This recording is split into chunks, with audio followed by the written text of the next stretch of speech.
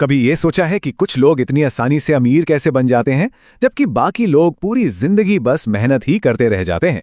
दुनिया की सबसे जानी मानी किताबों में से एक रिच डैड पुअर डैड इसी एक सवाल का जवाब देती है। ये सिर्फ कोई किताब नहीं है, बल्कि पैसे को देखने के दो बिल्कुल अलग नजरियों की कहानी है। और आज हम इसके सबसे बड़े राज को समझने वाले हैं। जरा एक पल के लिए इस आंकड़े को देखिए। दुनिया में 90% लोग, यानी कि 10 में से 9 लोग अपनी पूरी जिंदगी पैसे के लिए काम करते हैं, और वहीं सिर्फ 10% लोग ऐसे हैं जिनके लिए पैसा काम करता है। ये कोई छोटा मोटा फर्क नहीं है, ये एक बहुत बड़ी खाई है जो अमीर और बाकियों के बीच में है। तो सवाल यही उठता है कि इन दोनों ग्रुप्स में आखिर ऐसा क्या फर्क है? ये सिर्फ किस्मत का खेल तो नहीं हो सकता। यही वो बड़ा सवाल है जिसका जवाब हम आज खोजने वाले हैं। तो ये पूरी कहानी शुरू होती है लेखक रॉबर्ट कियोसाकी की अपनी ही जिंदगी से। उनकी परवरिश एक बहुत ही अलग माहौल में हुई। उनके दो पिता थे, एक उनके अपने पिता और दूसरे उनके दोस्त के पिता, और पैसे को लेकर दोनों की सोच में जमीन आसमान का अंतर था। अब देखिए, यहीं पर तो सारा खेल है। उनके पुअर डैड बहुत ज्यादा पढ़े लिखे थे, पीएचडी की थी, एक सिक्योर सरकारी नौकरी में थे, लेकिन इसके बावजूद वो हमेशा पैसों की तंगी से जूझते रहे।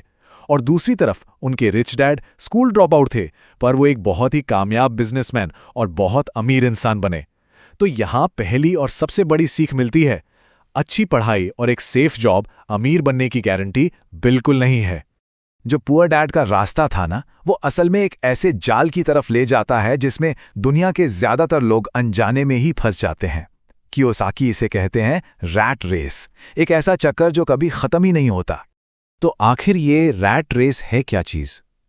ऐसे सोचिए, नौकरी करते हैं, सैलरी मिलती है, उस सैलरी से सारे बिल और खर्चे चुकाए जाते हैं, और महीने के आखिर तक पैसा खत्म। इसका नतीजा दोबारा काम पर जाना ही पड़ता है। यही वो चक्र है जो कभी खत्म ही नहीं होता।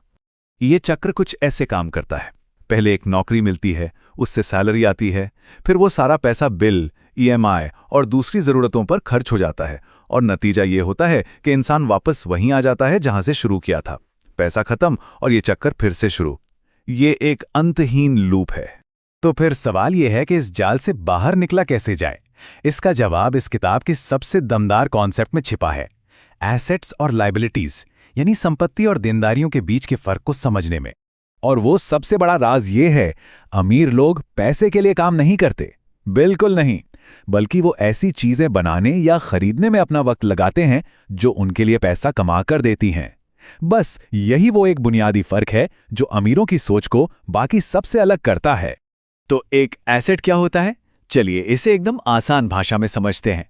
कोई भी ऐसी चीज जो जेब में पैसा डाले, वो एक एसेट है। जैसे कि कोई प्रॉपर्टी जिससे किराया आ रहा हो, स्टॉक्स में किया गया इन्वेस्टमेंट, या फिर कोई ऐसा बिजनेस जो प्रॉफिट दे रहा हो। और अब इसका ठीक उल्टा सोचिए, वो है लायबिलिटी।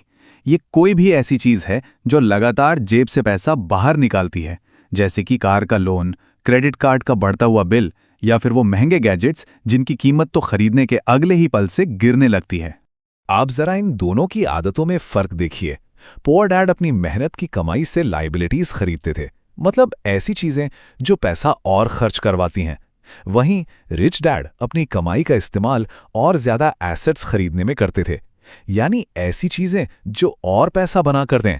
ये आदतों का एक बहुत ही सिंपल पर बहुत ही गहरा फर्क है। लेकिन बात सिर्फ चीजें खरीदने और बेचने की नहीं है। इसकी जड़ में जो है वो है माइंडसेट, यानी सोचने का तरीका। और ये सब शुरू होता है एक छोटे से वाक्य या एक छोटे से सवाल से। पुअर डैड की सोच अक्सर एक दीवार से टकराकर रुक जाती थी। उनका जवाब होता था, मैं इसे अफोर्ड नहीं कर सकता। ये एक ऐसा जवाब है जो दिमाग के सारे दरवाजे बंद कर देता है और किसी भी नई संभावना को वहीं पर खत्म कर देता है। और वहीं दूसरी तरफ रिच डैड का दिमाग एक सवाल से काम करना शुरू करता था, मैं इसे कैसे अफोर्ड कर सकता हूं? ये छोटा सा बदलाव एक स्टेटमेंट को एक चैलेंज में बदल देता है।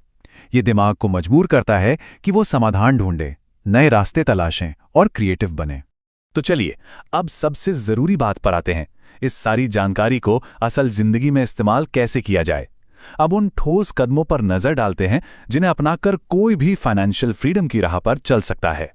फाइनेंशियल फ्रीडम के 4 मेन पिलर्स हैं। सबसे पहला, फाइनेंशियल एजुकेशन को सबसे ज्यादा अहमियत दें, मतलब कि पैसा काम कैसे करता है ये सीखें। दूसरा, अपना पूरा फोकस सिर्फ और सिर्फ एसेट्स खरीदने पर लगाएं, लायबिलिटीज पर नहीं। तीसरा, इनकम के लिए सिर्फ अपनी नौकरी पर निर्भर न रहें, बल्कि कमाई के कई सोर्स बनाएं। और चौथा, सोच समझकर, हिसाब लगाकर स्मार्ट रिस्क लेने से कभी न डरें। तो ये सब जानने के बाद अब सवाल ये उठता है कि रैट रेस से बाहर निकलने के लिए पहला कदम क्या होगा? वो पहला एसेट कौन सा होगा जिसे बनाना शुरू किया जा सकता है?